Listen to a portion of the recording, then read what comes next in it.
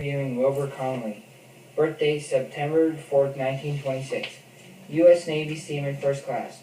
Aboard the USS Sanborn from 1944 till 1946. This is Dalton Lenzo on November 17, 2013. Dana Lenzo, my mother, is operating the video camera. Why did you join the Navy? When I was 17, I got booted out of high school. And my dad said, well, if you're not going to go to high school or go to school, you're going to join the Navy. So I joined the Navy when I was 17. We hauled troops, about 1,000 troops. The ship's crew was about 600. And then there was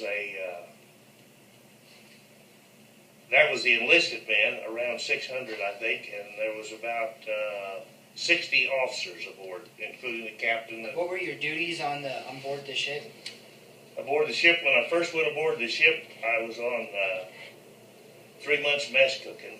Then I was in the 2nd Division. My watch was on the fantail most of the time, on the back of the ship.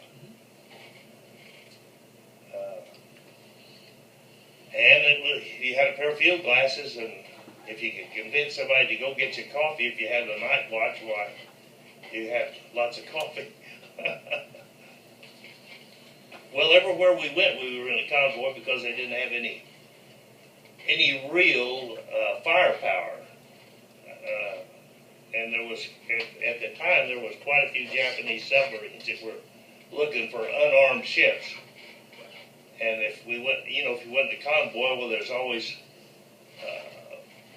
sometimes there was a battleship with it, and there was always destroyers. And occasionally we had an aircraft carrier or a cruiser in the convoy. When they had an invasion, why they sent these big ships off that had the guns off the island, out 10 miles maybe, and they just shelled the island for days, maybe for a week or 10 days. And no trees standing, no nothing left. And then that's when the guys went ashore. And they went ashore in these little boats, like that, or on that transport that I was on, 14 to 16.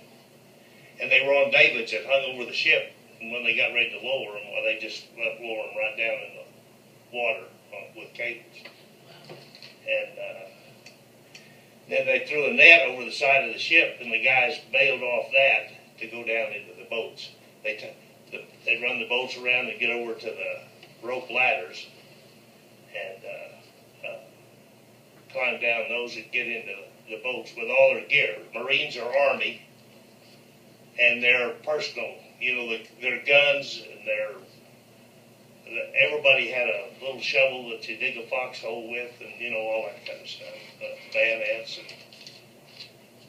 Okinawa on D-Day, it was just getting daylight and everybody was at general quarters.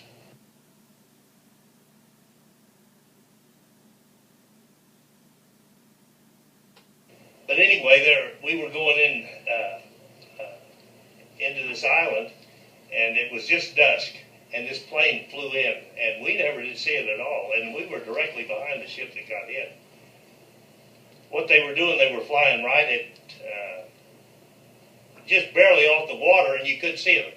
At daylight, it's not real light. Well, it just hit the ship right in front of us and blew, I think there was 4 or 5 sailors off the ship that it hit. Mm-hmm.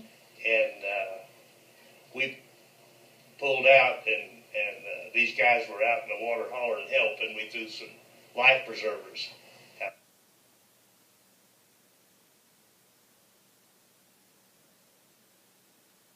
Oh, there was a whole bunch of them down there in Roswell that didn't come back.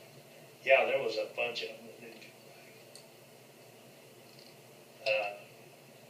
And they're the ones that need to be thanked. Of course, there's no way to do it, but, they put it all on the line. That there's a lot of people that went over there that didn't come back. And they went over so we could gripe about what we've got right now.